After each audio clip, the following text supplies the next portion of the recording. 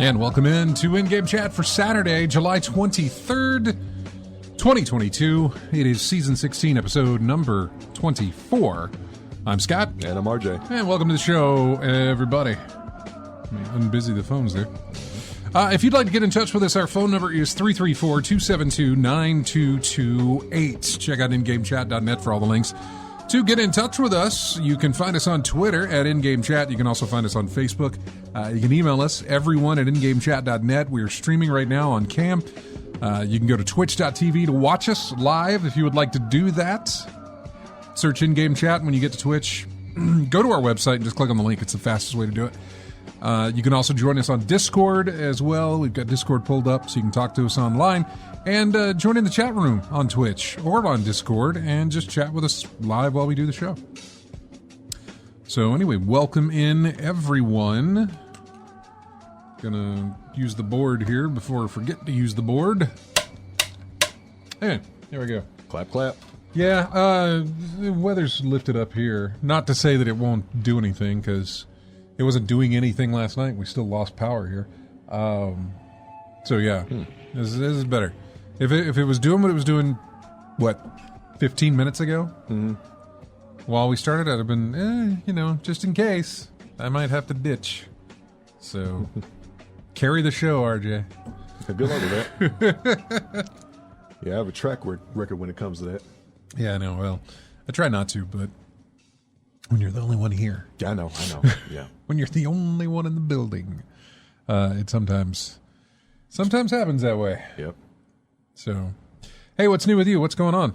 Anything new, gaming-wise or other? Well, I don't know if it's new, but I'm just getting back into it. There was a sale on PlayStation Network recently. Okay. So I picked up the expansions that I didn't have for Destiny 2. Oh, hello. So I picked up... Speaking my language. So I picked up Beyond Light and The Witch Queen. You're all caught up then. Well, not really. I mean, I'm just starting the story mode for Beyond Light. Beyond Light's a very long... Yeah. I mean... It's especially long if you want to unlock all your stuff for Stasis, which is the new power thing you get. Ice. Basically. Yeah. Just ice. What are you running, Titan? Titan, yeah. So I'm basically making walls and doing these dashing melee blows that really aren't really effective to me anyway. Well, it just started. Like you said, I got to build it up first, but the longer I use it, the more I'm missing Void, because Void had all the stuff that I needed right then and there. Trust me, you'll be fine. Because see, you've got to go see. Stasis was the first. That was a brand new power, brand new expansion. So it had all of these like fragments and aspects and all these things that go with it to build out how your character plays.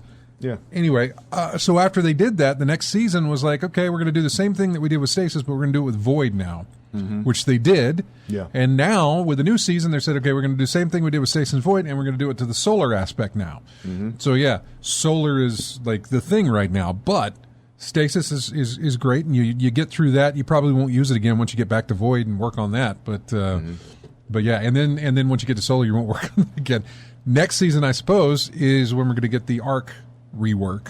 Yeah, but I've been using Void ever since I started the character. Well, yeah, I've had little bits of solar in here just basically for missions and whatnot. But every time it's over, I just go straight back to Void. Yeah, with the right build, with the right kind of build, Solar Titans can Yeah, hammers all over the screen. They can withstand anything. They are almost immune. Especially when you get into the PvE stuff, not PvP. Anytime I talk about this, I'm really not talking about PvP. Mainly talking about just the main campaign story and all the stuff you do as a single player type thing. Not player versus player, but the other aspect of that. So yeah, that's. I don't main a Titan. I main a hunter who Warlocks and Titans have really had it, and people who play these characters will probably disagree with me, maybe, but they've really had it well. They've really had it good from Stasis on through to even this solar thing. They've had it good. Hunters have some, some things that are good, but as far as just survivability, man. Well, no, they've always been agile but fragile. Yeah, Titans and Warlocks. That's basically in a nutshell what hunters are. Yep. They can dish it out. Glass cannons, I think they call is the term. Basically, yeah. I become in the later content. I become support more than anything else because I can go invis quite often and for a good amount of time, which can help to res people whenever they die. Yeah. So I become kind of a support character in that regard. But no, it's all right. If you just keep, if you keep hitting that nail, you'll eventually get into some stuff that's fun to play and makes you feel like a Titan, really, where you can just blow through anything, So the issue that I've got into is basically the same thing I had when I last played Destiny, the legacy items. What was the price on those expansions? Let's see, Witch Queen was I think 50%. I think they're both 50% off, really, 50 or 40% off, something like that. So the total for both of them was around after tax about 40. Okay. Yeah. So I got both campaigns, $40. Campaigns, That's not bad. Yeah, so I not bad at all. But like I was saying, the only problem I'm having right now is still a reminder of legacy items that I can't upgrade anymore. Right, it's over and done with. I can't use them anymore. So I had to clean up my vault, stuff that I couldn't use. I tried that synthesis with Ada 1 in the bottom of the tower, but wasn't what I was looking for. I mean, it didn't do what I was do what I wanted. Like, there's a helmet that I have that I've been pretty much attached to. The Carrot Type 2, but it's a legacy item. Yeah, you can't upgrade it. Can't upgrade it at all. No. So I'm looking for a new helmet. But weirdly, all the other parts of my armor are fine. They're not legacy. Or if they were legacy, someone else was selling the exact same thing that I could upgrade. So possibly. I don't get it. Yeah, possibly. I don't know. Yeah. I don't know. I think it was the Terraforma chest plate that I had. It was a legacy item, so I couldn't upgrade it no more. But I went to Ada. Actually, it was Ada.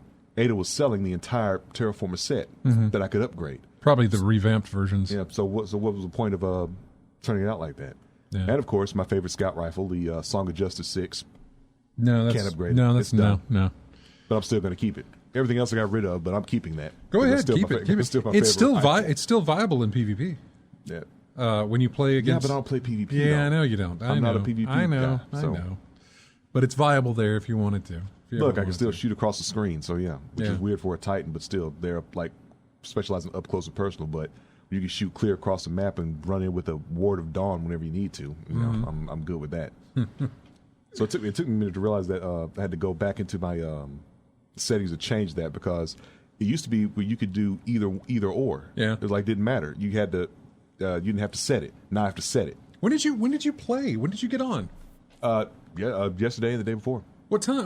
When? What time? Usually late at night. Oh, late at night. Later at night. I was going to say, man, because your work schedule, you have to be up here crack of dawn. So during the weekday. So you're not doing the late at night thing during the weekday. No, I don't do the late at night thing. I do the morning thing. And by that I mean, like, this morning, got up at 6:45, something like that. Which for me is sleeping in, by the way.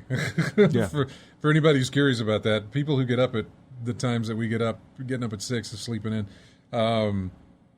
So yeah, got up and took the dogs out, and then got on the elliptical, knocked that out. So It's like 8 o'clock, I jump in the shower, get done, 8:30, boom, I'm on playing Destiny. Mm-hmm. And I'm playing Destiny for, all the way through up until, 12:30, 1 o'clock, whenever I decide to, get dressed and leave the house and come up here. At least on Saturdays, anyway. Sundays can be different. During the week, I'll come home and I'll exercise, and then when I'm done exercising and taking care of the dogs, I'll sit down for a little bit, do some grindy stuff, and then, and then be done, and that's it. Yeah. Go off to the bedroom and watch TV. Mm-hmm. I try not to play. I like to be done playing by 7. Mm-hmm. And I try not to even make it to 7. I try to be done by like 6:30 if I can do that. Mm-hmm. So I can get done at 6:30, take care of the pets, do anything else that needs to be taken care of. And that way, I'm in bed by like 7, got to kind of, come down off of playing a game or something like that, depending on the kind of game I play. Mm-hmm. Obviously, if it's something like Destiny or something where I'm, really alert or whatever, that's fine. If it's a game like Unpacking or, something that is very calm and zen-ish and just sort of not high stress, I suppose. I don't consider Destiny high stress. But anything, it doesn't elevate my nerves. Yeah. Then sure, I'll sit there and play something, But for the most part, I try to be done during the week by that time. Yeah. So, like tonight, I'll go home and I'll edit this video. And then at 8 o'clock, I'll jump on with the guys. We will run the boss checkpoint for the end of the raid thing, which is where your exotic has an opportunity to drop. Mm-hmm. Once you kill him, there's a chance. And every time you don't get it, your chance of the next time increases by a little bit. So every time it doesn't drop for you, the next time you run it, there's an increased chance that it might do so. And it just continues to stack. So eventually you will get it. Mm-hmm. You may have to run it many, many times, but you'll eventually get it. So like tonight, 8 o'clock, we'll jump on, we'll do that, and then that's it. I won't play again until tomorrow morning. Running through the grind of their little solstice event that's going on right now. I had no interest in doing this. I haven't really had interest to do any solstice events, really. That's perfectly I see what's offered. Yeah. I'm like, no. Don't worry about it. Nothing's in there. It's like Iron Banner. Iron Banner got to a point where there's nothing in Iron Banner that could even interest me in playing that. So the PvP aspect, really couldn't get into that at all. Yeah. So basically with Destiny, I've been doing really the main campaign, the story elements and things like that. Do that, yeah. Like, do that. I didn't realize how bad Clovis Bray was in the universe when he was experimenting with those folks. Mm-hmm. And seeing the dead Exos. Yeah. And then seeing the stories they had. Did you meet Big Exo Head? Yeah, I saw him before. But I didn't get the missions to look for him yet. I mean, I saw him, but then I got the mission afterwards to go talk to him. I hate Big Exo Head. I'll tell you why I hate Big Exo Head, because I don't like big giant things. Mm-hmm. They give me a little bit of a. I get a little scared when I see even in gaming that. In fact, we were talking about this on the show during the week. Because my megalophobia came up again, because we were talking about the Christ the Redeemer, the statue in Rio, I believe. Yeah. So we were talking about different statues of Jesus all over the world and the different sizes and that sort of thing. And there's like a really, really, really big one in Portugal, maybe? Paraguay? I can't remember. I want to say it starts with a P, but that doesn't really help. Anyway, massive one. And so I was looking at pictures and I was like, man, even looking at these pictures gives me that feeling. And so I explained what that was, that whole, it's large. And I don't want to say large objects like, oh, that's a really big truck. No. Like massive, massively large. It's like walking up to a skyscraper, the tallest skyscraper that you can find in your city, walking right up to it and then tilting your head up and looking straight up, and I get this dizziness sensation. This weird kind of, and I don't like stomach drops, you get that feeling. So looking at tall things makes you... I say looking at tall things, but I guess it's more it's more of an effect when it's something that should, like if I see a big tall building, I've seen big tall buildings. If I get close to those big tall buildings, I just try not to look up and I'm okay. I think it's called Christ the Protector. Is it the one where his arms are all out? It's not the Rio thing. It's taller than Rio de Janeiro's most famous monument. Yeah. It's located in Encantado in Brazil. Oh, I was completely wrong then. I thought it began with a P. Yeah. But I could be wrong. So yeah, it doesn't affect me in that way, but it does in video games. If my character is going up against that's oddly enough one of my favorite games is Asura's Wrath, which really throws that this is how big things can be type of thing. Yeah, Katamari doesn't do it for me. I guess maybe because of the cartoonish look to it or something. I don't know. You haven't played a lot of Demon's Souls. You haven't played Demon's Souls at all, but you've seen the game in action. One of the biggest size differences is Tower Knight. You got your little squishy character, and you have this huge giant armored knight, shield and mace, taking up this huge area, and you have to fight that. Yeah. So that's another thing. Shadow of the Colossus did not affect me in that way either. But that was a third person, right? It is. Yeah, it's not first person. No, you're right. It's not. And maybe that's the characteristic about it. First person, third. But you couldn't do that really in first person, though, could you? You need to actually see the entirety of the thing you're fighting sometimes. Not necessarily. Yeah, I mean you need to for the game, but not necessarily for the way it affects me. The other example I have is that on the Quest VR, there's a thing with Iron Giant where like you're standing at the foot of him and he's walking with you or whatever, but you're that close. I couldn't do it. I kept my eyes shut. I couldn't do it. I could not. It messes with my vertigo, I guess. Okay. I like them. I think they're cool. I love massive. I actually enjoy kind of looking at the pictures and getting that sensation. It's easier for me to do so sitting here, but like if I actually go to one of these places, it makes me a little queasy. How about Mirror's Edge? That affect you any? No, it didn't affect me at all. VR? I didn't play it in VR, but VR, as I mentioned, that VR thing with an Iron Giant, that did affect me. So VR should have that effect. It's immersive, so I could understand why it would. Yeah.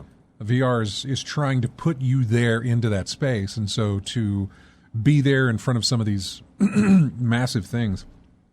There was a drone. There's some video of a drone getting shots of some of these other massive statues around the world, and it's hard for me to watch those. It's thrilling and exhilarating because it's like, oh, this is a really cool shot. But as soon as you get a reference of just exactly what you're looking at, how large that is, throws me off. Really throws me off. So, yeah. But I'm always impressed by the sense of scale that I can get out of things. And I like the way that animation or film or even video games, anything like that, has to provide a sense of scale of here's just how big this thing actually is, and showing you that. I'm always fascinated by it. But yeah, I guess it's a weird little thing. Yeah. So, but yeah, you're doing the Destiny thing. What else? Yeah, but basically been doing that because I'm wrapped up in the story, trying to see all the aspects of what's been going on with all the characters and the new folks that I'm seeing in the expansions. Yeah. I haven't even touched Witch Queen yet. Like I said, I'm trying to get everything I can out of story-wise out of Beyond Light. Go for it. Yeah, do that. And then when you do move to Witch Queen has a very good story. Very, very nice. Enjoyed it very much. But yeah, definitely do that. Yeah, I need to find another helmet and a scout rifle. So you got any suggestions for the scout rifle? I'm still going to keep my Song of Justice, but do you want eventually the power is not? It's not going to. It ain't going to hang anymore. If you want a scout rifle, Dead Man's Tail is a good one, but that's an exotic, so you may not want that. Can't use it because I'm using hard light. Hard light is where I get my energy from. Right. Having all the energy available, I've never took it out that spot. So I need solar. I got solar. I need arc. I got arc. I need void. Got it. Yeah. The only thing I wouldn't be able to use is stasis. Stasis. Yeah, really. Stasis only pops up on your primaries. Yeah, I've seen auto rifles use it, but on your primaries is where your stasis shows up. It doesn't really. I don't think it shows up on anything else. It shows up on your heavy too, but I don't think it shows up in the whatever that middle slot. Oh yeah, that reminds me too. I got another heavy weapon. I've had curtain call because it had that scatter effect. The initial explosion, then the scatter bombs blow up too. That did a lot of area of effect damage. So I need to find another one that does that. Or if curtain call is available again.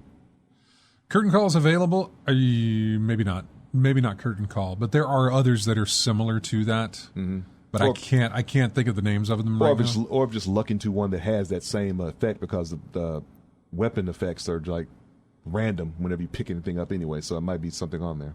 Eventually, give it a shot of switching off Hardlight because again, another exotic rocket launcher is Gallahorn, and that has cluster bombs tracking. It's really, really good, but it's an exotic. Yeah. So is curtain call, man. Oh, is it? Curtain call is an exotic? No, it's not. No, it's just it's good. But it's not, but it's not an exotic. Yeah. That's the thing I'm trying to say. It's not an exotic. I didn't have to take up that slot doing that. No, I got you. You want to stick to the way that you're playing, and that's perfectly fine. You should. Mm-hmm. You should play. I say this all the time. You should play the way you want to play. Mm-hmm. May not be the most efficient way of doing things. But if it works for you, then it doesn't matter what it does because it works for you, and so it should work for you.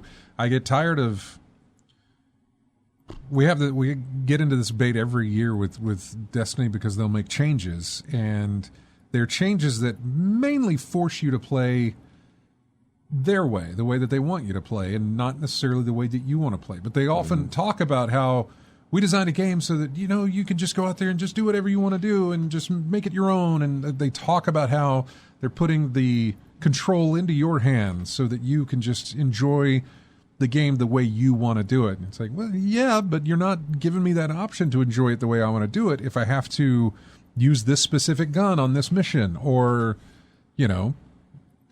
any other kind of little thing that they throw in there. When they throw bounties and whatnot. Yeah. Well, not just bounties.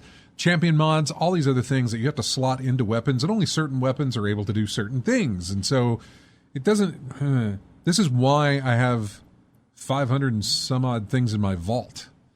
Because... You're about to run out of space, ain't you? Yeah, I know. Yeah. I'm glad they upped it to 600. But this is why there's so many things in my vaults, because it's a lot to do. Batman Bryan says there's another Jesus statue in Poland. I'm thinking that's the one that I was thinking about, or at least the one that I had seen.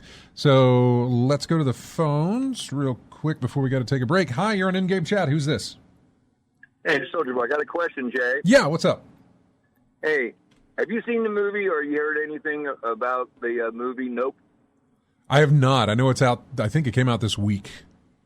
Does it interest you, catch your imagination a little bit?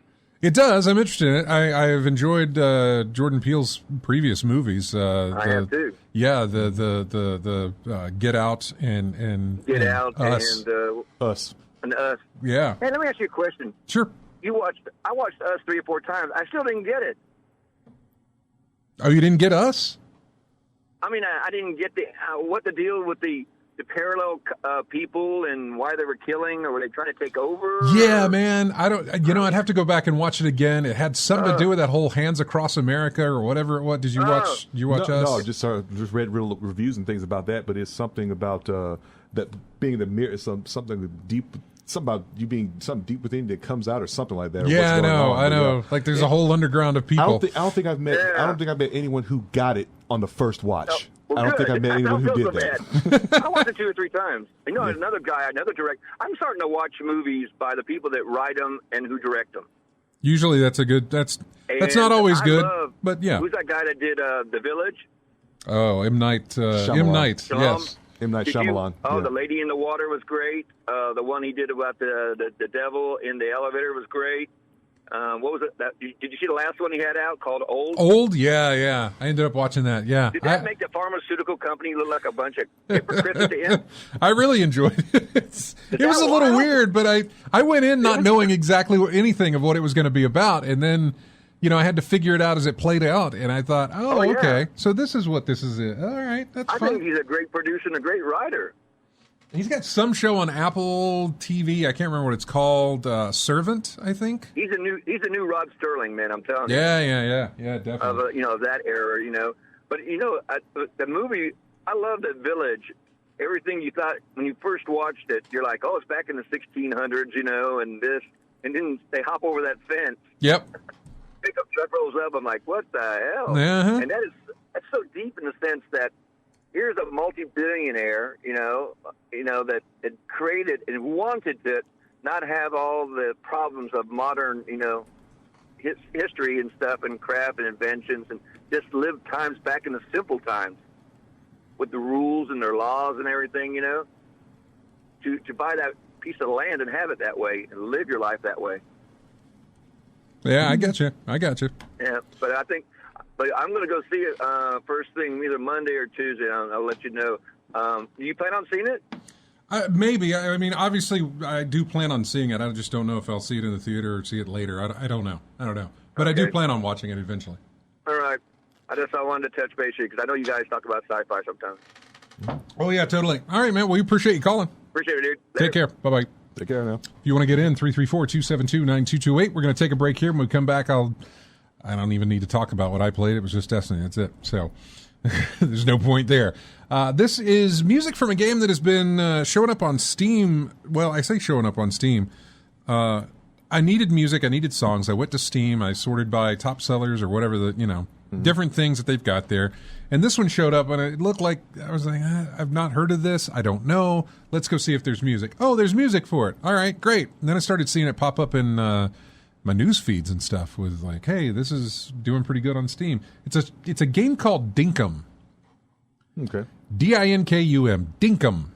Looks like it's a not a city builder, but what would those be called that are farm builder things or something like that? What, Farm Simulator? Yeah, not Farm Simulator, but kind of like Stardew Valley, kind of like those sort of things, where you move into a town or My Time at Porsche, stuff like that. Little games that do those things. But anyway, this is called Rainy Day from the game Dinkum. We'll be right back with more of In-Game Chat after this.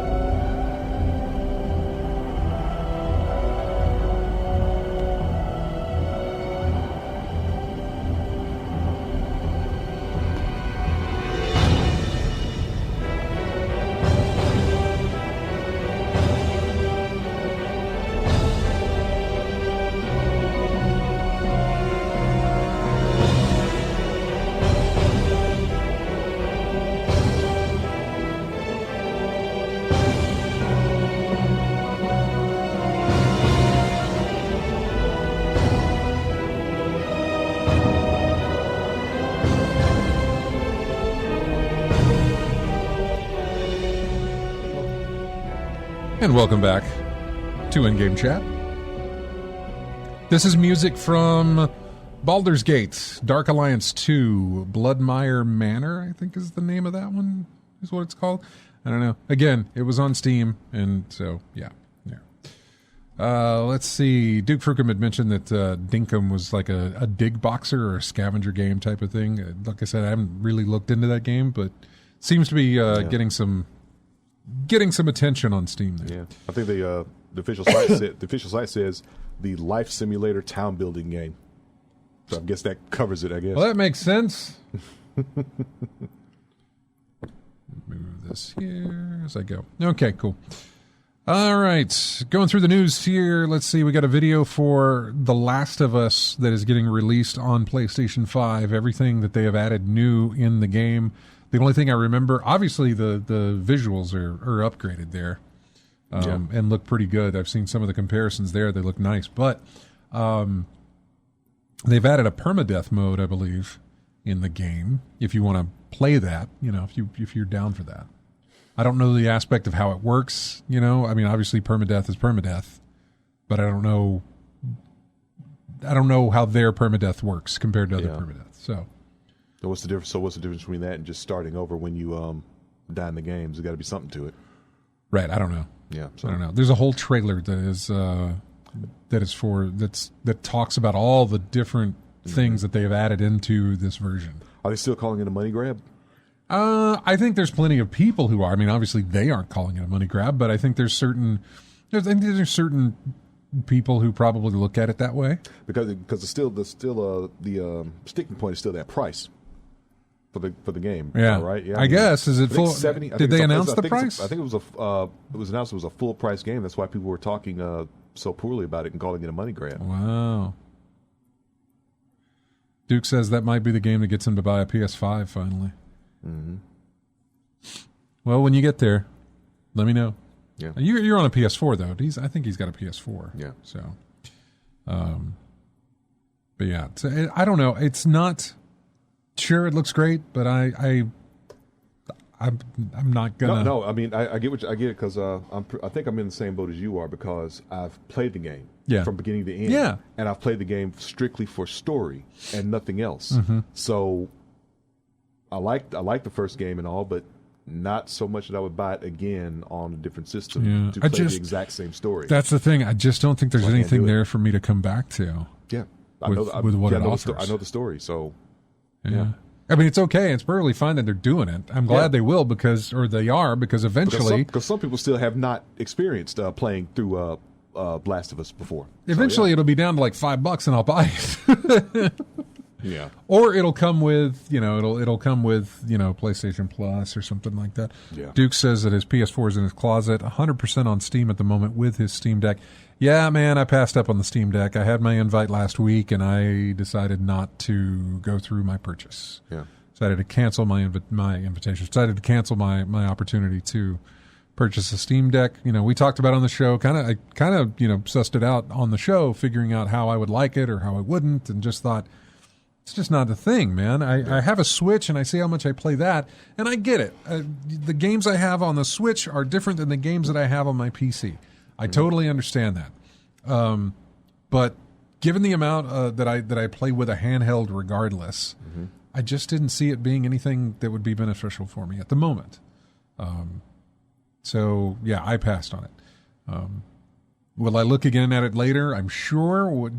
I haven't had a lick of regret by passing on it. I don't feel like other people are wrong for buying it at all. Not one bit.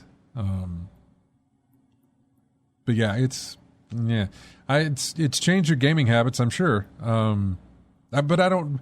You're also like a dad with a kid, so. But which is not to say that I'm sure your gaming habits changed when you became, a father. Probably changed when you became a husband, then again when you became a father. And the Steam Deck probably fits pretty good into that life for you. But yeah, it's not there for me yet. Not there. And I'm kind of looking forward to hopefully they do something else with it. Hopefully do a version 2 later down the line. I hope so. Again, we don't know that. We haven't seen any indication from them in the past that they will. But I just feel like I feel like they will. I feel like they will. I think the reception on this has been great.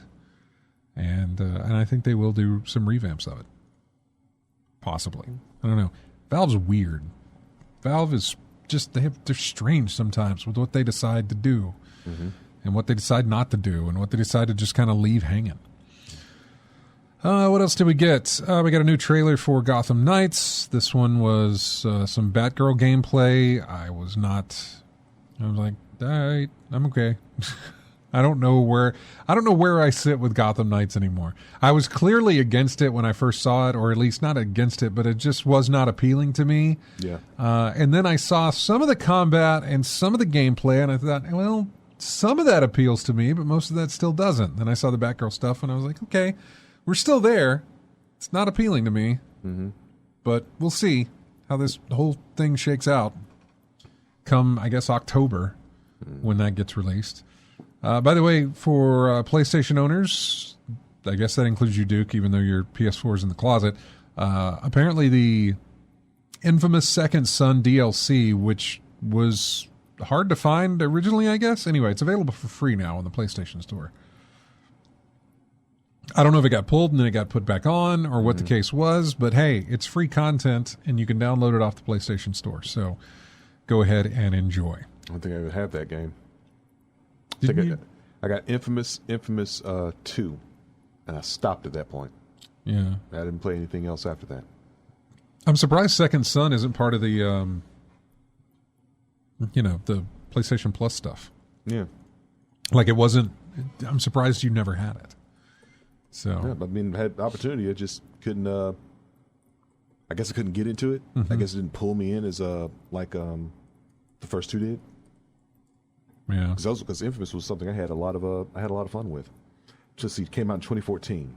Second Son, I did not have a lot of fun with. I mean, it wasn't bad, but it followed the same. It was one of those same situations where the most fun stuff was held at the end, and so you rarely got a chance to use it.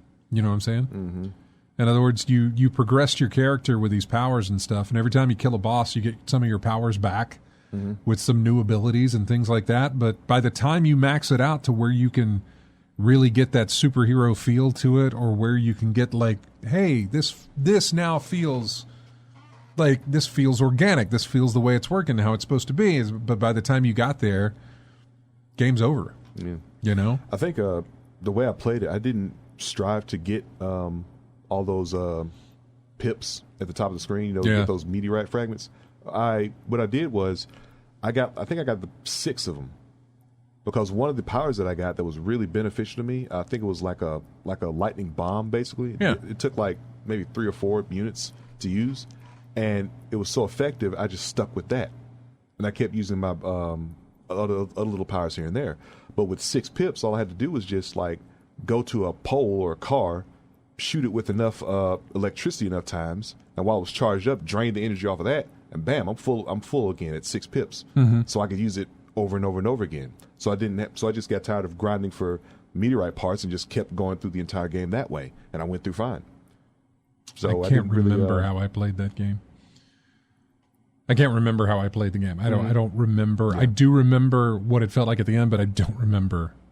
Like I don't remember the objectives. I don't remember your powers. I don't remember how you got abilities. I don't remember any of that. I do remember in Infamous, the first game with the electricity and stuff like that. I remembered. Yeah, first game. That's what I'm talking about. Yeah. First game. Oh, okay. I was thinking the Second Son. I don't remember how Second Son played. So it really didn't leave an impact on you. Just no. Did it feel bland or just same old?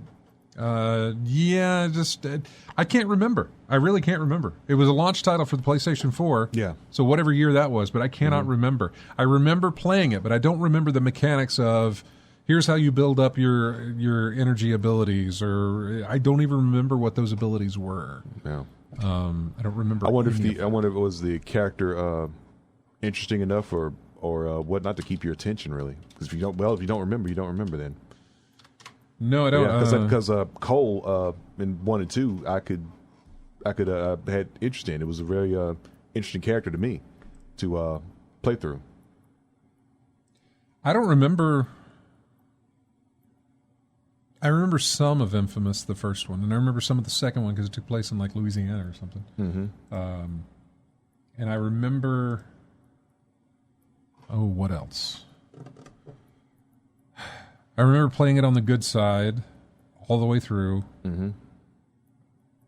But I remember hopping around and getting up to higher elevation, but a lot of that I don't remember. I don't remember the story. I don't remember how. Second Son? I don't remember Second Son or Infamous' story. Okay. I don't remember how any of these people got their abilities or powers or whatever it was. I don't remember any of that. Mm-hmm. And not even the twist in the first one? I don't remember the twist. Okay. Yeah. I do remember it had one, but I do not remember what the specifics was. Mm-hmm. If I were to play it again, it would probably somehow sort of ring some bells, and I'd be like, oh yeah, okay, this is what it's doing. Mm-hmm. But no, right, like off the top of my head right now, no, I can't. Duke's in the Discord there, but he's muted for some reason.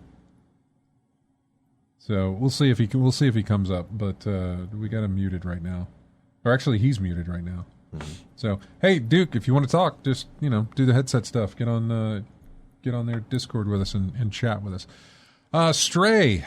Bama Bryant says, anybody playing Stray? He picked it up this morning.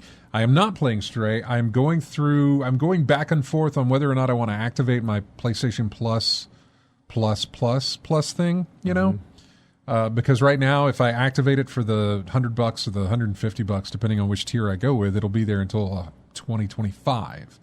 But at the same time, what I read is that I can still stack what I've got.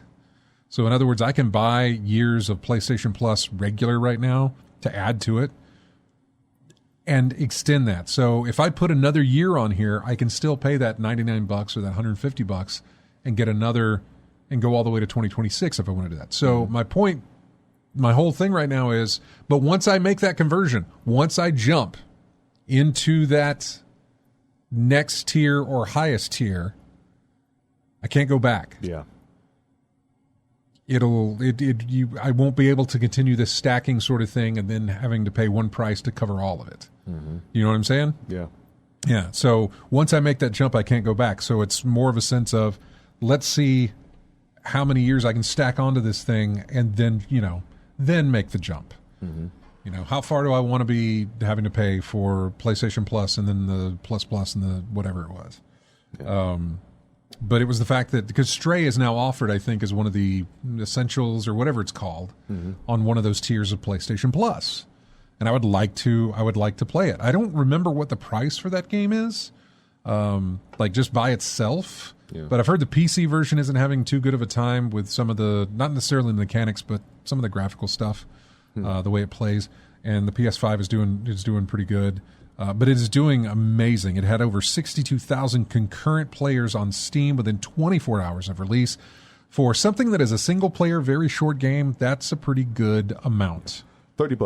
$30? $30. Yeah. Included with PlayStation Plus Extra. Yeah, the one tier above what the basic mid grade. Yeah, exactly. Yeah, so $30 right now. That's about the standard price for a short little playthrough, right? Yeah, I guess so. I don't know how long it is. Short playthrough, something like that. Yeah, I've heard it's short, but I don't know how short it actually is, and I don't know how short it would be for me playing. Yeah, I was reading comments on the game. Someone was like talking about someone putting their platinums up in the first 1 or 2 days of playing this game. So, dang, might be a little might be short, but if it's enjoyable, play it. So if it's short like that, I'm thinking, how much replay value does the game have? That's a good question. I don't know. From everything that I've read, there's no multiplayer involved. There's no different endings that I know of or anything like that. There's collectibles I think you can find. There's little things like that you can continue to amass, I suppose. So replay value is, I don't know. It's a very good question, because how often am I going to play it? Yeah. Once I go through the game one time, I don't know. Yeah, because I would think of like the short titles that are good and well done. I would think have something in there to keep you coming back for more or something. Right. Like I said, the replay value. What's in there to keep you playing over and over and over again? And I don't mind the short titles on things like Game Pass, where I'm already paying for that, and the game's short or whatever. Okay, fine. I beat it. Okay, put it back on the shelf. Yeah. With Game Pass and grab something else if that's what I want to do. So I don't know. Duke, are you there in Discord? I am. Hey, man, there you are. What's going on? That sounds so good. Oh, I'm always impressed. Whenever we use Discord because it's just great. It sounds like I'm sitting right across from you. I know, it's wonderful. How's it going, man? I haven't talked to you in a while. I know it seems crazy how I used to watch Staple every Saturday, but now it becomes like once in a blue moon where right. That's a lot of things probably in your life now. Yeah, my wife's got them corralled, and I got a couple minutes, and it's almost bath and bedtime. So your gaming is slowed, I imagine. Not really. So no, it hasn't. That's great. Lot. Okay, they still sleep a lot. And now that you have a Steam Deck, you can continue your gaming, and you don't have to be in a separate room. That's right. And now that I'm working from home permanently, it's like, well, if I got a couple minutes, then you jump on. So that's nice. Yeah. It's one of the silver linings to a worldwide global pandemic. But yeah, exactly. The Steam Deck, man, I was skeptical about it too because I'm not a handheld guy. I never was.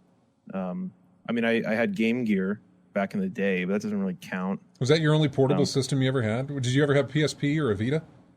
I did have a Vita, which I bought specifically for Destiny to play remotely, which worked out actually really well. It did work, didn't it? Yeah, I did the same thing way back for D1, man. I was sitting upstairs in my little booth back when the studio was upstairs. I was sitting upstairs in my little booth, and I had wired into the home system with the Vita, and I was flying out to the loot cave and just shooting stuff in the mornings. You could do all that, and it worked really well if you were local, like if you were just doing it on your local network. Oh, definitely worked it really well in local, yeah.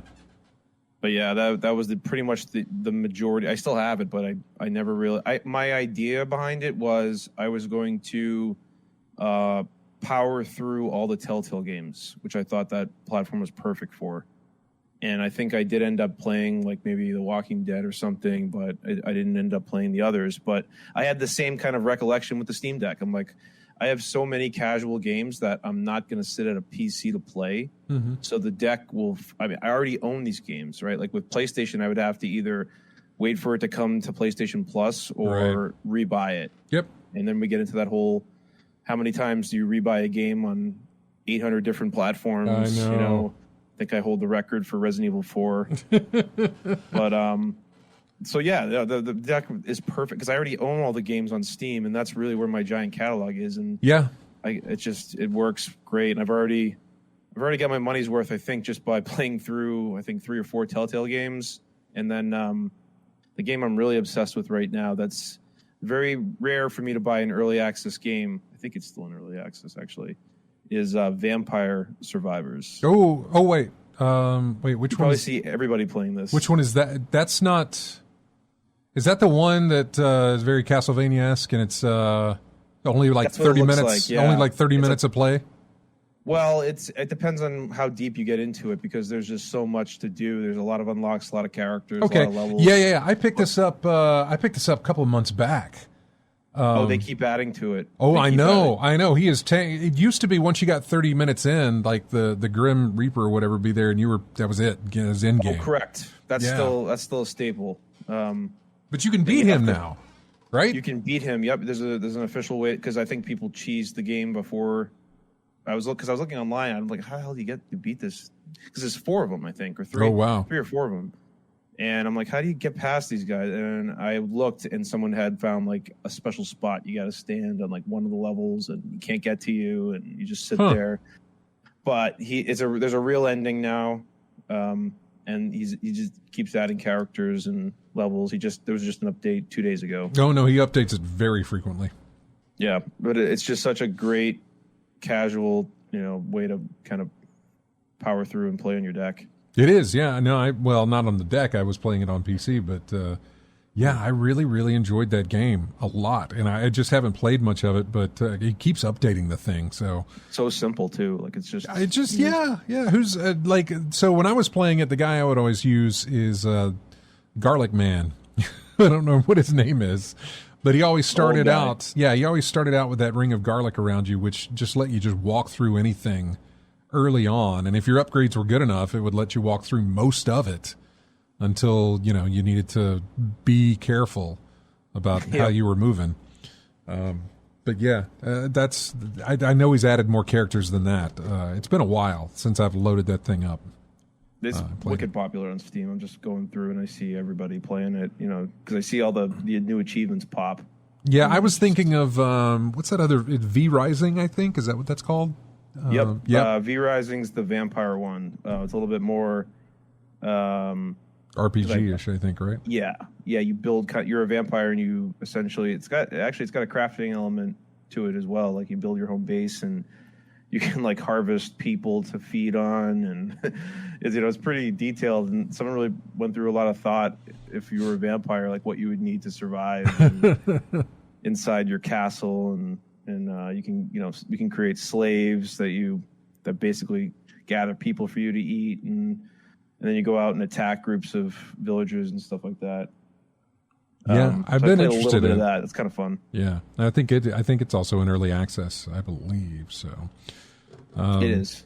Oh wait, is it? Yeah, it is. I don't. Yeah, I think it is. So yeah. Hey, we gotta take a break here. Can you hang on? I can. Okay. All right. Well, hang on, and whoever's on the phone, which I'm going to guess is Chris, if you will hang on as well, we will come back to you right after this break. Speaking of Stray, we have music from the game Stray. It is a track called Intruder. We will be back with more of In-Game Chat right after this.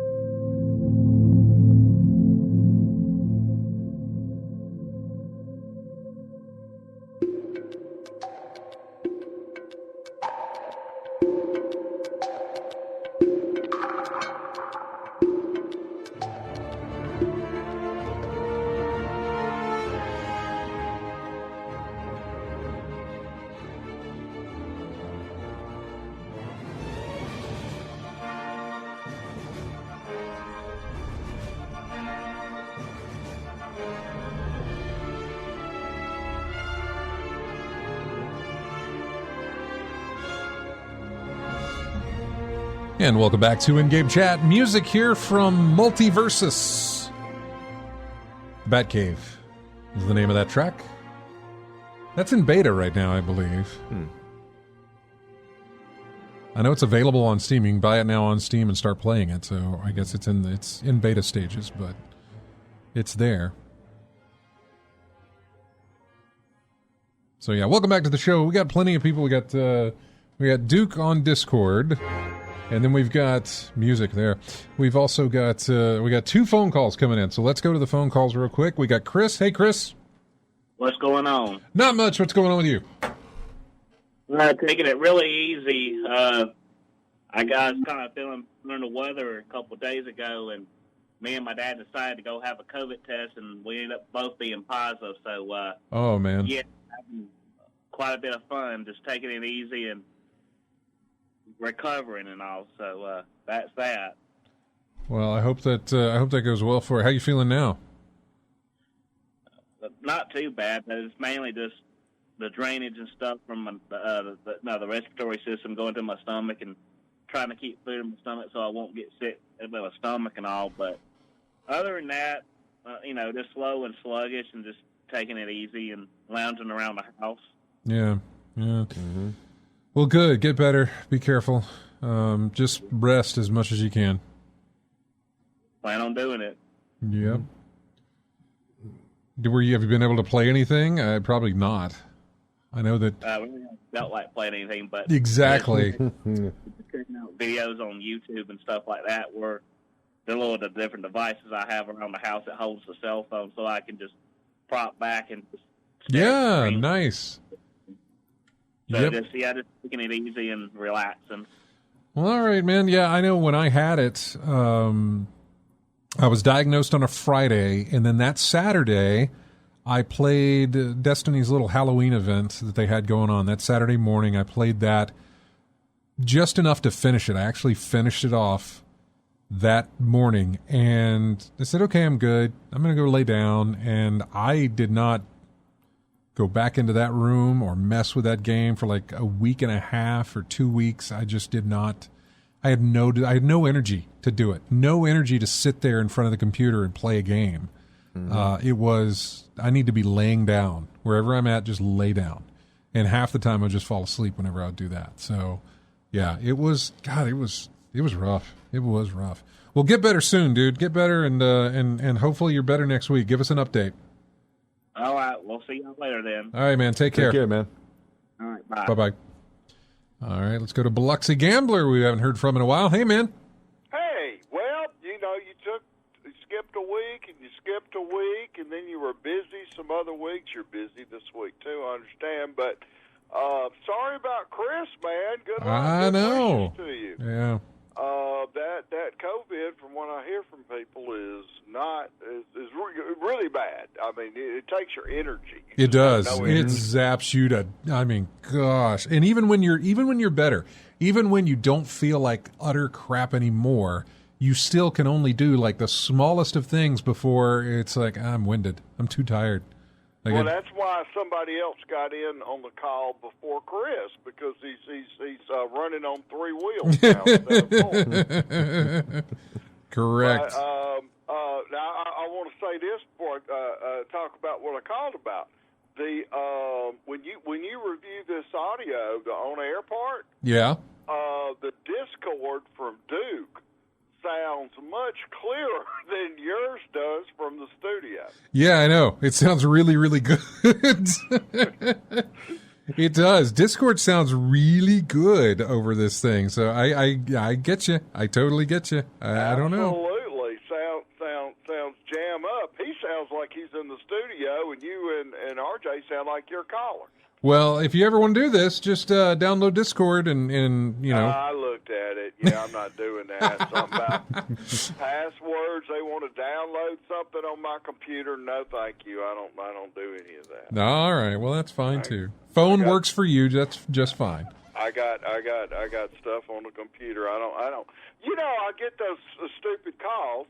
You know, where they say, of course they got an Indian accent, but you know, I say, what's your name? And he says, my name is Ken. His name's not Ken. And I said, where are you at? And he goes, well, I'm in. The call is because my Microsoft. That's what I was wondering. I was like, what are you? What has brought down the internet. And so he needs me to type in this stuff in my computer, I guess, so he can remotely control the computer, and then that way I don't bring down the entire internet. Maybe. I don't know. I've never run into this problem before. Well, that's what he says. And anyway, he's not. That's not his name, and he's not from Lexington, Kentucky. He doesn't know where to get barbecue at, so because he doesn't eat barbecue. Okay. Now, I called about, you know, and I forget who does this, you know, Until Dawn, House of Ashes, Man of Medan. Supermassive Games? Supermassive Games. Supermassive Games. Supermassive Games. Okay. Well, I have played, you know, 4 of them. Until Dawn was the first one. Yeah. A Man of Medan, House of Ashes, and Little Hope. Now, what I want to ask you, though, is about The Devil in Me. That is, it doesn't say when it's available or anything, but it's by Supermassive Games. It is. I think it comes out this October, this fall? Autumn of 2022. Autumn of this year, whatever they considered to be autumn. So they got closer to it. Yeah. But I've gone through them, and I'm going to tell you right now, I think RJ said something about Man of Medan last week. Mm-hmm. Yeah. That would be my second favorite. Okay. Mm-hmm. And actually, Until Dawn dropped down to 3. Ooh. I would give Until Dawn a C. I'd give Man of Medan a B, and Little Hope. Oh, we don't even want to talk. Oh, it was a wonderful game. It could have been great. I'm not going to give it away. Okay.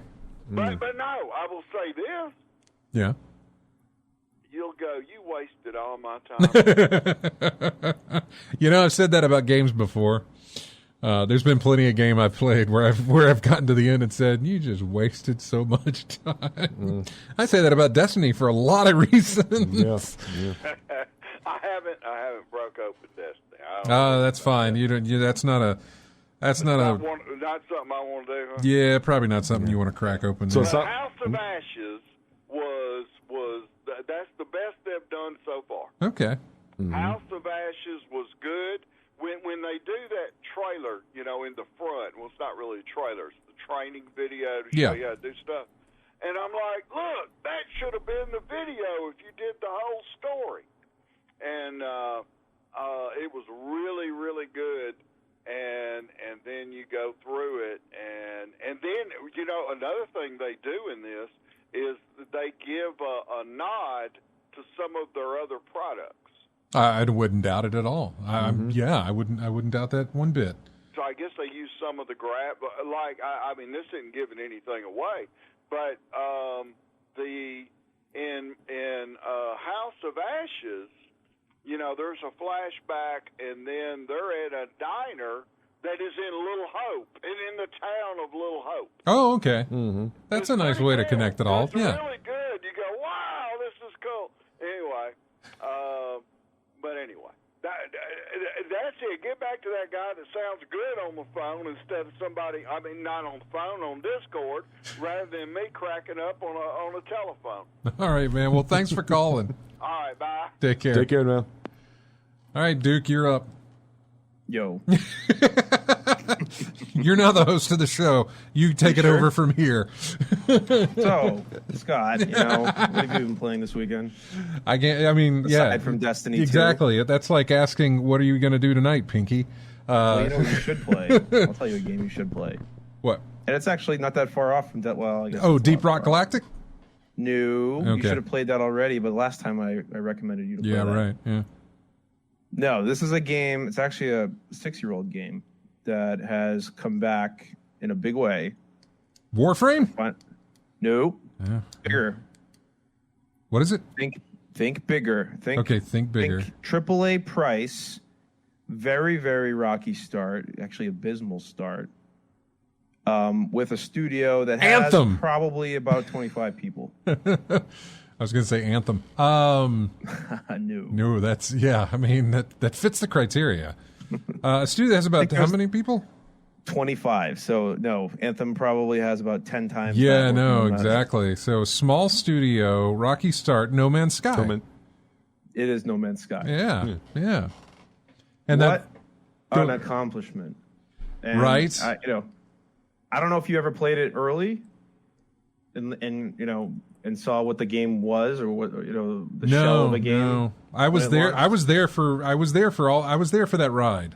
You were. I was there for the ride. For you. No. I never played it. I was just there for the ride of watching this game release, watching the blowback, finding that one dude who went just all the way to the wall with it. To some player went as far as he could possibly go.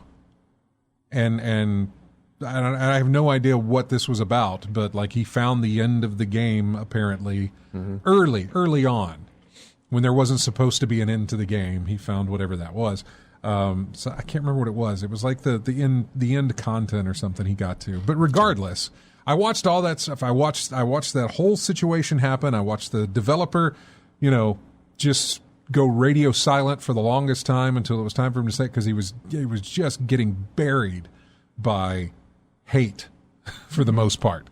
And then the redemption arc on this, not just him, but the studio itself, has been amazing. Yeah. The way they have said, all right, we'll fix it. And usually that's empty promises or some kind of stupid Band-Aid. Yeah. Nah, man, they fixed it. I don't even think they said we'll fix it. I think they just went dark and then had an update. And then went dark again and then had an update. And then they kept doing that. And 6 years later, they just had an update yesterday. And I've only been playing it for about a week at this point. Was that an update, or was that like a content expansion? Because I want to say it was I know it's technically an update, But when you add in so many new gameplay mechanics or new things, it feels more like an upgrade more than it does an update. You know? Yeah, right. I'm not sure an update's probably it's almost like free DLC. Yeah, that they just keep adding on to the game. So yes, it was content. It was their endurance content upgrade that. That's what it was called. Yeah, that's right. They released that on the 20th, so 2 days ago. Sorry, and it really. But what they've done and what they've created, you know, what game now has all the spotlight's going to be on is Starfield, right? Because if that game comes out and it doesn't have a quarter of the things that No Man's Sky has, people are going to be pissed. Well, yeah, I mean, there's already people who are upset about Starfield. About multiplayer too. I want co-op in that game. I want Bethesda to figure that out, because as much fun as it was building a base in Fallout 4 that nobody else could see but you, right? No Man's Sky has done it right, and they've done it so that you can build infinite bases, and you can bring your friends along and show it off. And then, I mean, my friends and I are building a base on a planet together, like across from a lake. Like we each have like a point of a lake, and we can go even when they're not online. We can go over and like run around in their base, and we have it set to edit mode so that we can like change things. So we kind of like play practical jokes on each other. It's awesome. It is. I've waited. I'm happy I waited this amount of time to play it. Yeah. Because I didn't really read, other than seeing the negative reviews on Steam, which it was like overwhelmingly negative. But they really, it's a game that they, I think, had envisioned from the start and just kind of got caught up with the whole Sony thing. Actually, there's a video on YouTube that if anybody's on the fence about watching this, there's a video made by this guy, Internet Historian. He's like a New Zealand comic YouTube guy. And he made a video called like the Enjo Denning of No Man's Sky, and it kind of walks through the timeline of how even before when they had the idea, they didn't have 25 people in the studio. It was more like 12. It was less than that. Yeah, it was. Yeah, they were coming off that other game that they had minor success with, but anyway, it just kind of walks through the timeline and how they kept getting caught up in the hype. Right, the hype train kept pushing things into crazy territory, and Sean Murray was just a developer, lead developer. He wasn't really a PR. He wasn't, but unfortunately, he got in front of it there, and that was they went to him and asked him those questions, and that's he said some things that I'm sure he intended, but that just weren't there in the game, and people took him to task over it. But eventually, actually, I bet you they were in the game, but they couldn't make it to the scope that they needed to. Yeah, exactly. That stuff's in the game now. Right. Everything that he talked about, where everybody said, "Well, where is it?" and it wasn't there, it's there now. Almost everything that they ever promised and more is in that game now. It really is one of the most amazing stories in especially if you want to call it basically indie game development. Essentially, that's right. An indie game that got a AAA price tag, right? Like $60 game at launch, and so people have big expectations when you pay that. Yep. Right? They expect if you're marketing it before, you expect all those things to kind of follow through.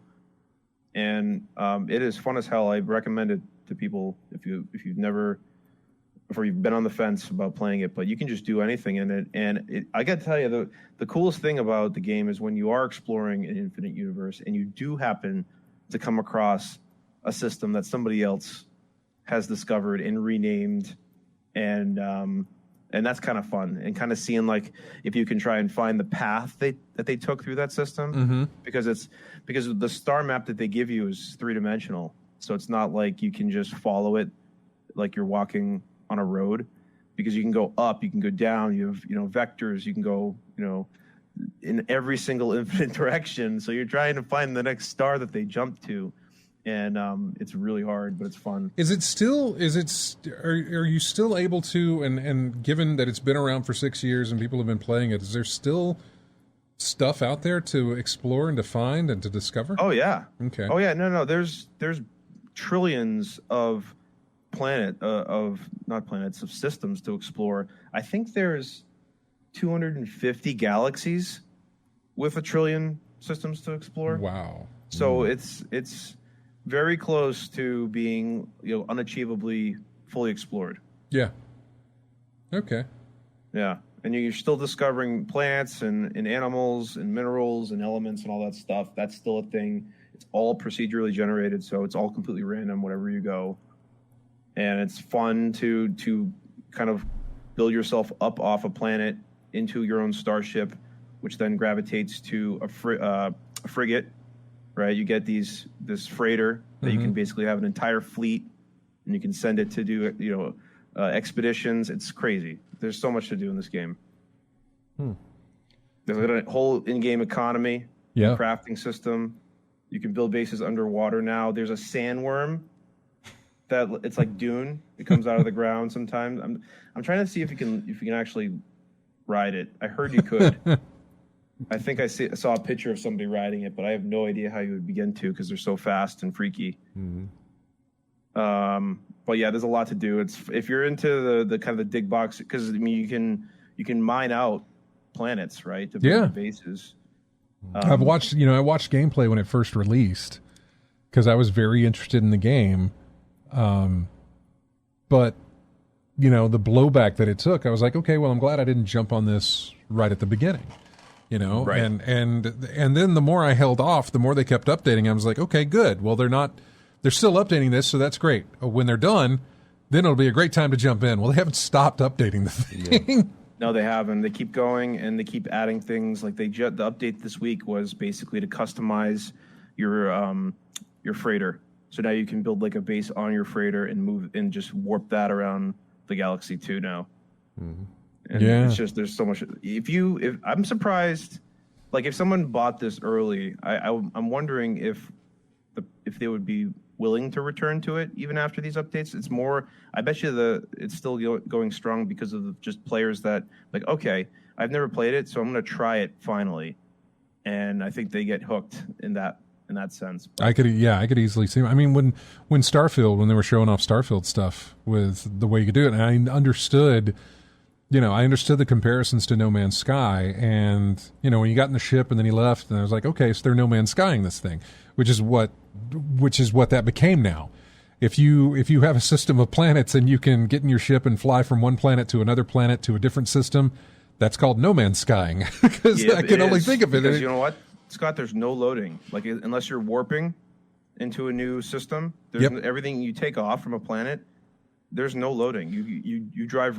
You can just come right off from the planet, fly into space, fly right into your freighter, and there's no loading screen. But there is loading in Starfield, I believe, right? There better not be. Because I mean, people are coming from this game into that. They're going to be pissed. I'm pretty sure the interview, or there was an interview with Todd Howard, and somebody did ask him, "Is it seamless to go from planet to space?" And he said, "No. It is. There is a load." They better figure it out because even if it's like Mass Effect with elevators or any type of like you couldn't fly in Mass Effect, right? Like you go on your ship and you could just sit there. Yeah. And then you could access the star map and then warp again, but you couldn't fly. You couldn't fly the ship. No. No. You could walk around and talk to people, but you can do that in No Man's Sky.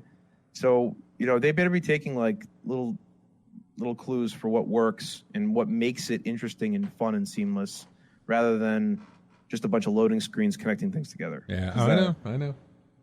I don't think that'll happen. Bethesda, so people will buy it and they'll play it just like they have any Fallout or, Oblivion game. But, I mean, it just better not be Fallout in space. In space, yeah.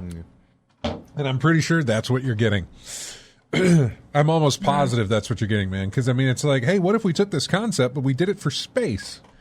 And I think that's exactly where they went with it. Well, then they have to have co-op. You have to have, and I don't mean co-op doing missions, but at least on the exploration side, if you're going to do that. That, or they looked at No Man's Sky back when it released. Said, I think we can do that and probably better. And they came up with all this stuff. And then No Man's Sky was like, well, no, here's what we meant to do. Here's all this stuff. And you have vehicles. I know. So you could have a mech in No Man's Sky. So you run around in your mech. You can use jetpacks, all that stuff. It's going to feel Starfield's going to feel very limited and it's going to have a story, and it's probably going to be engrossing. And Starfield's what, next year? Next February?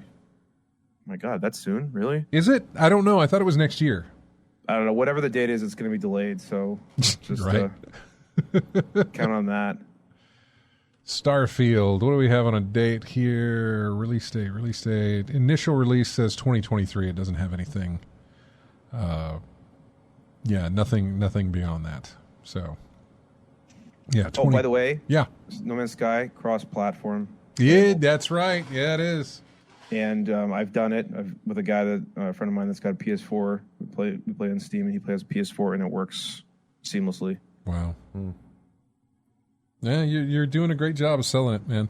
Yeah, it's. I mean, it was when I came off New World, I needed a game, to kind of fill that New World. Well, I don't want to get into New World. That game's a travesty in itself. I don't know. I haven't seen it in a couple months now because I kind of got out of it, but.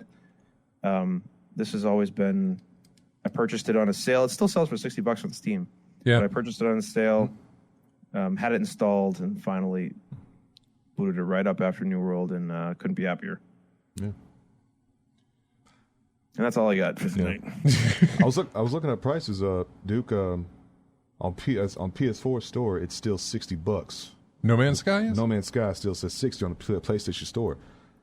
Steam has it's 60 on Steam, but it's on sale right now. Yeah, it's on sale right now until August 1st. Yeah, it's $30 right now, 50% off right now. Yeah. They usually do that whenever they do an update. They usually throw a sale price out there. Has it been lower than that? I don't know.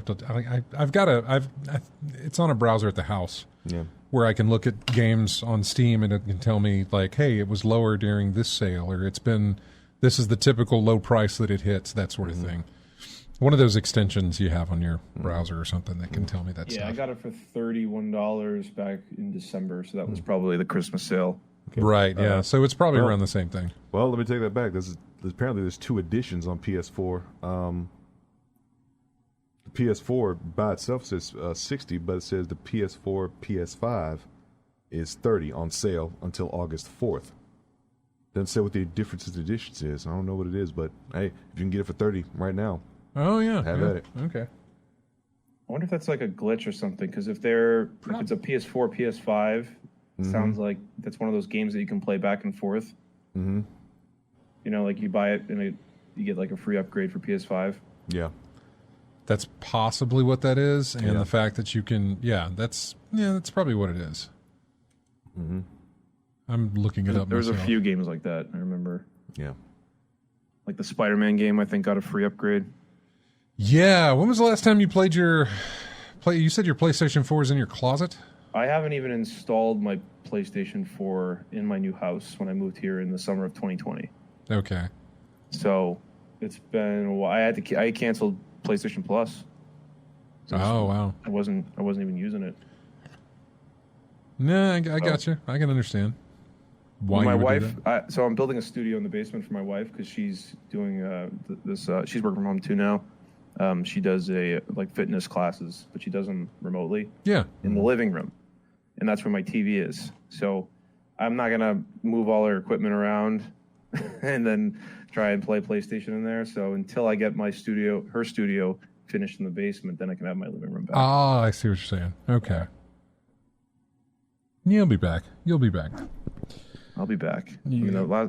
Last of Us might get me back. Interesting that's pulling you in. You played it already, right? I played it twice. Yeah. I played it on PS3, and then I played it on PS4 with the remaster, because people forget about it had a PS4 upgrade remaster. You did, yes. Mm-hmm. I don't see myself jumping in on this thing. It's just one of those games that really, like, I was thinking about the handful of games in my life that have this kind of aura around them, where I drop everything for, like Half-Life 2 is one of them. No. Metal Gear Solid. Yeah, I know the ones you're talking about. Myst is that for me. So Last of Us, the first game, it just it resonated resonated with me on a level that it hit all the right notes. The second one didn't. The second one was a little bit darker and hard to get through, but the first one, it's grim, but there's a lot to like in that. The first one was it was one of those perfect things that it didn't need. I mean, I'm fine with the sequel that it got, and it doesn't bother me that there's a sequel, considering I still have the first game. Mm-hmm. I can still make the first game stand alone for me. Yeah. You know, as it is what it is, and it was just really, really well done. Yeah, it's just a really well done game. It was a very good, interesting story, man. Like it's got those guitar strings. I know, yeah. And that does a lot for me too. Oh man, I'm thinking about it right now. Actually, I'm thinking more about because my wife and I watched Uncharted, the movie, last night. Oh yeah. And I'm like, why doesn't this movie have the theme from Uncharted in it? It does for movie. It has one section, and I can't remember what section it is. You hear a little bit of Nate's theme popping through there. The very end. Yeah. Like they should have played it with the big reveal. I'm not gonna say it, spoilers, but yeah, go ahead. There's a reveal towards the end. I'm like, oh, here's where we're going to hear it. And they just play some junk Hollywood thing. Yep. I know. And then, you know when it was? It was when he put on the gun holster. Yeah, that's right. That's what it was. You're right. The iconic look for Nate. I was like, what? The gun holster is okay, fine. This is what it was. It kind of reminded me of the Tomb Raider reboot. Yeah. At the very end of that game, she gets 2 guns. It's like, oh, okay. She's going to use 2 guns now because it's like, oh, this is it. So this is the iconic thing of that. This is what makes the series what it is that she dual wields these guns, and you don't get those until the end of this first game to reboot the series or whatever. I'm like, okay, fine.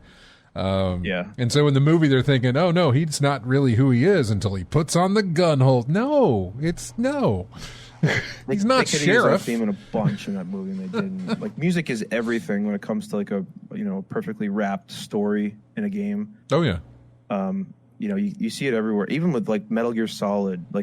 In Metal Gear Solid 4, when you go back to Shadow Moses and reference all of that music and those iconic dialogue, that was another moment in gaming history where I was I had to think about what was going on the screen. See, I only remember this from Jeremy and James talking about it on the show because I didn't play.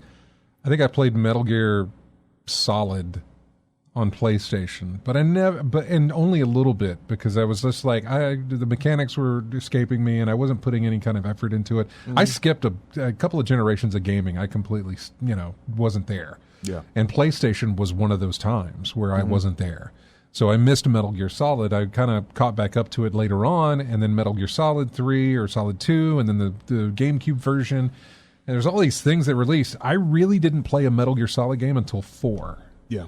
I think you played Solid like I did Resident Evil. I think the first Resident Evil one I played was Code Veronica on Dreamcast, and I went backwards to play the original. Yeah, I think Metal Gear Solid. I think I got it early. I think I got into it early on. Then I went backwards again to get to the Metal Gear Solid. That's on that impressive, RJ, because that's really tough to do when the leaps in technology of a game to go back and play. You try and go backwards. Yeah, it's not always easy. So I went from Dreamcast to Saturn. There was that special edition of Resident Evil that I got from the Capcom's website, and I got a couple of those, and I started playing that. So, was that the one that had a cartridge attached to it? The Saturn, one of those. Was that a release for that type of technology or something? No, was there something plugged into it? The Saturn had a RAM booster slot for certain games. I think Imports was like that, but it didn't have one for Resident Evil. Not the one that I got anyway. Okay. But it had a special edition of some type of different type of enemy they put in there for some reason. I don't know what the deal was, but I was able to play through it with that. But there have been some titles on the Saturn where it had that RAM boost pack that was needed to let it play through properly. Got it. Yeah, I remember that. Mm-hmm. Hey, Good Duke, for you going back and playing those because man, I would have been we're behind on a break here. We got to take a break. So you want to hold anyway though because the bath time's calling. Not for me, but for my kids. No. All right, enjoy your bath time. Good talking to you guys. Take care, buddy. Take care now. Bye bye. All right, so we're going to take a break here. If you want to get in, call us 334-272-9228 is the number. Jump on our Discord there. Sound like Duke. Why not? Last week we were talking about Driver, the video game, which I did find. You found it. Okay. Well, I tell you what I found. I found the disc. I have the PC game disc. Mm-hmm. I have the jewel case with the disc inside it. I don't have a disc drive on my PC anymore. We don't build them that way anymore. But I don't. Yeah. I don't even know. Thinking about the case that I have, the computer that I have set up, there's no place for you to put a drive that takes that a disc drive or any type of drive like that. Mm-hmm. It has places for hard drives. That's it. Not a place where you could put in a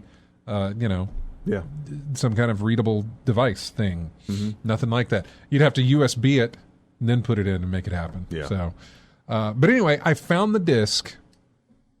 I doubt it would even load or run on here, but I did find a couple of websites who have the game available to download.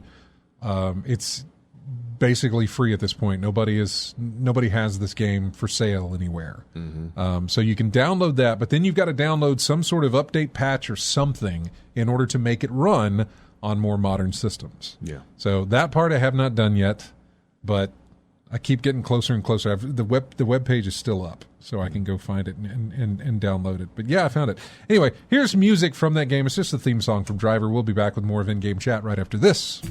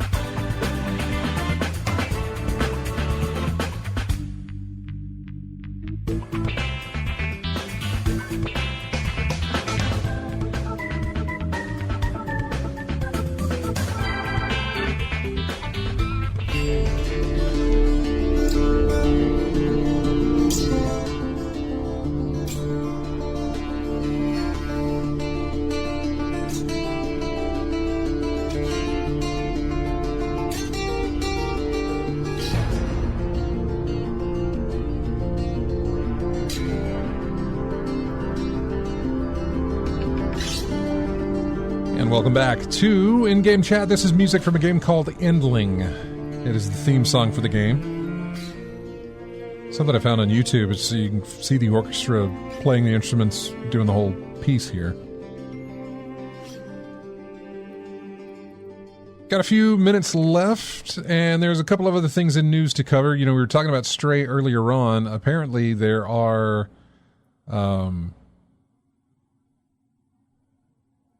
shelters that are streaming Stray mm-hmm. and raising money that way. Mm-hmm. So it's a fantastic idea to help shelters with whether they be cats, dogs, animals of any kind, with shelters and stuff. Mm-hmm. There's a lot of praise for that game. I don't know if there's praise for it in just like it looks really good, it plays very well. I don't necessarily know if there's praise for the story in it or anything like that. Or anything like that. I'm not sure. But I'm interested. I'm curious about it. Mm-hmm. So let's see. I never had a Neopet, but apparently they were hacked. Neopets got hacked, and data for almost 69 million accounts appears to be up for sale. So if you ever had a Neopet with an account. I don't remember Neopets. I had Tamagotchi. Is that what that was? Remember the Tamagotchi? Yeah. Remember that? I remember I had those. Only reason I remember it is for a bad reason because someone was paying attention to it instead of the road. And killed someone. I'm sorry, but that's the only reason I remember that name. I had one. Oh God, this would have been back in what? Like 7th grade, 8th grade or something. I can't remember. It goes way, way back. And that was it. I don't remember much about it, but yeah. That's what I thought Neopets were, but maybe they're something completely different. I'm not exactly sure. Mm-hmm. Ubisoft has canceled their Ghost Recon Frontline game as well as their Splinter Cell VR game. Well, what a surprise. They canceled a Splinter Cell game? Well, that's par for the course. You're not going to release another one. I've already asked you to do that, and I'm going to keep counting the days until you do. Let's see, the Animal Shelters, Last of Us, and Uncharted. The co-director, he has opened up a new studio. He left this Bruce Straley, I believe, He had left Naughty Dog after, I think it was just before the release of Last of Us 2, or mid-development of Last of Us 2, I think he left. Not on any kind of bad terms from what I read, but just that he had left, and he stayed silent for a good while there, and now he's opened up a new studio. Xbox consoles got Discord voice chat, so now people on Xbox will be able to log into Discord and talk to people who are on Discord, which is great, which is exactly how we played Sea of Thieves way back when, because James and Matt were playing Sea of Thieves on PC, and I was playing it on Xbox. I think Jeremy and James and Matt, they were both playing on PC, and I was playing on my Xbox. And so I hooked up my Discord through my phone, had my headset on there to talk to them while we played the game together, because it was cross-play, but we couldn't chat with each other. For whatever reason, we couldn't talk to each other using the in-game stuff. Right. So we did Discord. So that's how it worked for us. Yakuza 8. Apparently there were first few glimpses of that game shown on a video that was showing off Sega's offices. And somebody spotted Yakuza 8 on one of the screens in the office. So I haven't played those, but I guess you have, maybe? Or know of them? Know of them, yeah. Yeah. But last one I had was 6, but I think Like a Dragon they called 7, I guess. Probably. Or at least they're probably calling this 8. They don't know that it's going to be titled 8. It could get a subtitle just a placeholder. Yeah, right now, exactly. Yeah. It's just, okay, that's the next one, is apparently what it is. So,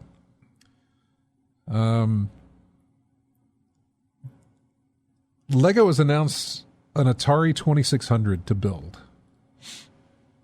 It looks really nice. I was the Nintendo thing, just for the fact that you build an actual CRT television set to go along with it, was really, really a nice touch. I liked it, but for whatever reason, I did not get in on it. This little thing here, this Atari 2600 made out of Legos, has so much going on in it, but beneath the surface. So, like, you can build the console, and you can build the cartridges to go into the console. You can put the cartridges into the console, but you can also build, like, a little diorama for each of the games that come with it.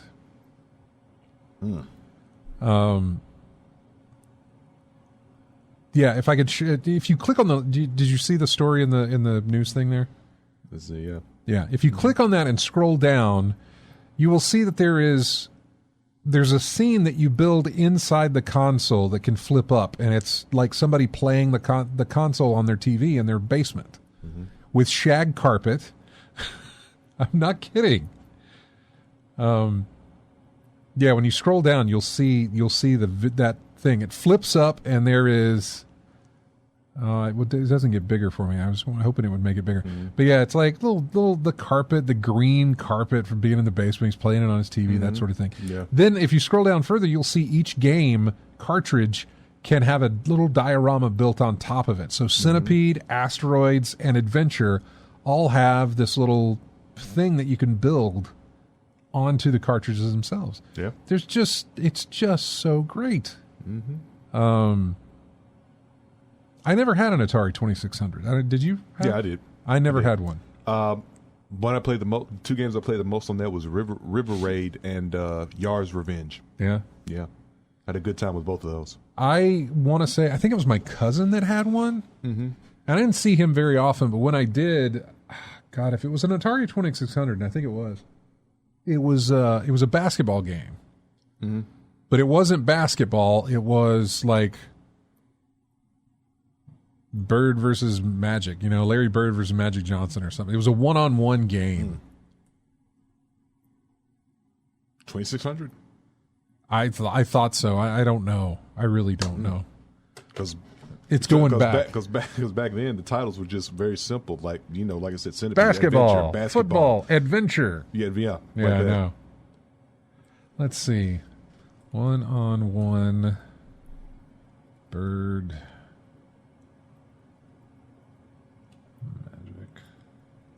Atari. Let me see. Oh, no, it's Dr. J versus Larry Bird. 1-on-1, Dr. J versus Larry Bird. Yeah.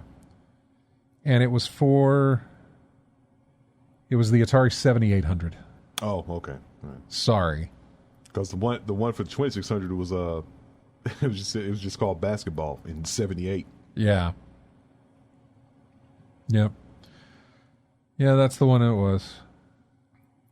1-on-1. Okay. That was the game that we played. God, it was horrible.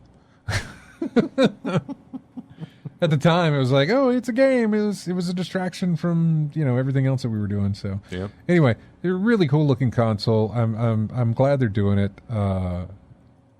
We don't have it. I'm trying to see if we have a price. It doesn't look like we have a price. Yeah. No, yeah, we got a price. $250 or $240. I'm sorry, 2,532 pieces, $240.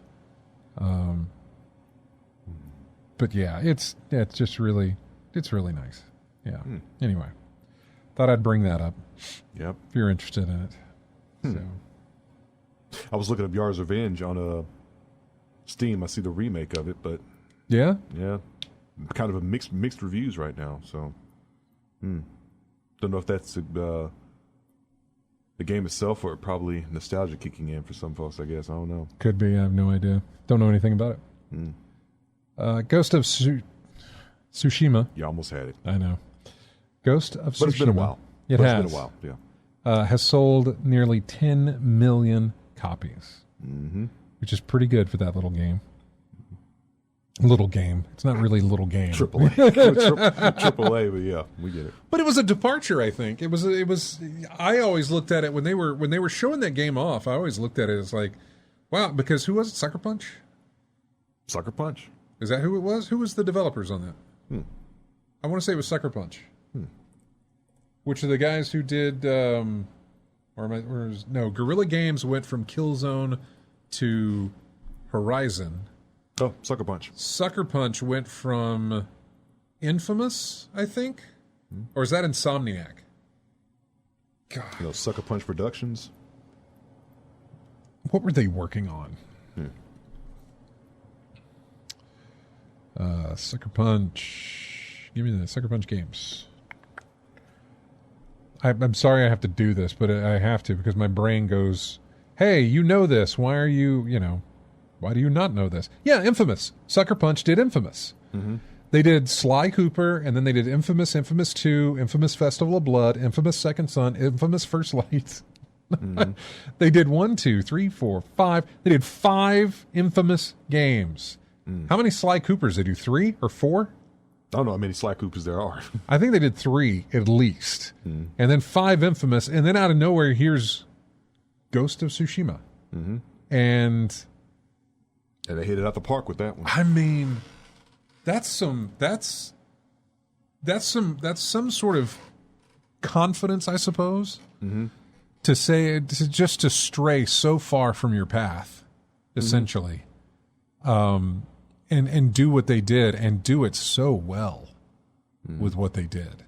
I mean, I'm just looking that their website has just screens of the game going by in motion, and I'm watching you ride a horse through those fields and everything else. It just looks so good. I mean, but it's beautiful scenery all around, man. Yeah, but it's such a stray, just something that they normally wouldn't have done. Just like Guerrilla Games going from Killzone to Horizon, which is a completely different game. Than what they're used to, and they were able to do that, and be successful with it, because it could have gone bad. The reception could have been bad, but no, it went great. So good enough to get Player's Choice Awards. It is, yeah, and probably a sequel at this point. Maybe, I don't know. I mean, if they're really, I haven't finished the game, so I don't know how this game ends at all. So. Yeah, there's some things I gotta finish in that game as well myself. Yeah, be a good time to get back into it. Actually, yeah, I say that. I also want to get back into God of War because that comes out in November. Duke is selling me on No Man's Sky. It's on sale, and it's on sale. It's on sale too. So So yeah, I don't know. $30 for $30 for millions. What do you say? Billions of universes right now. Trillions of universes for $30. Trillions. There's 250 galaxies, I think, which just has a massive amount of planets in each of them, or something. I said that. I could be wrong. It could be a lot more than just trillions of spaces to go to for $30. Could be 250,000 galaxies, not 250 galaxies alone. Yeah, it's a lot, though. It is a lot in that game. So, anyway, we're about done here. We got to wrap it up and go. So, thanks everybody for joining us. I want to thank Soldier Boy for calling in, Chris for calling in, Biloxi Gambler for calling in, Duke for joining us on Discord. Thank you guys so much. Everybody in the chat room, by the way, as well. We have Alistra, Bama Bryan, Commander Root, Extra More, Kitty Nah, Lethal Migraine, and Stephen Van Dam hanging out in the chat room. We had Duke Frugum earlier as well. So thank you guys so much. We really appreciate it. You guys have a wonderful, wonderful week. Chris, get better, buddy. Beat the COVID and get better. And we will talk to you next week. I leave you here with music about a game that came up last week on the show and has come up on a couple of times on the show. It's an old PC game called Phantasmagoria. This is the title track of the game. We will see you guys next week.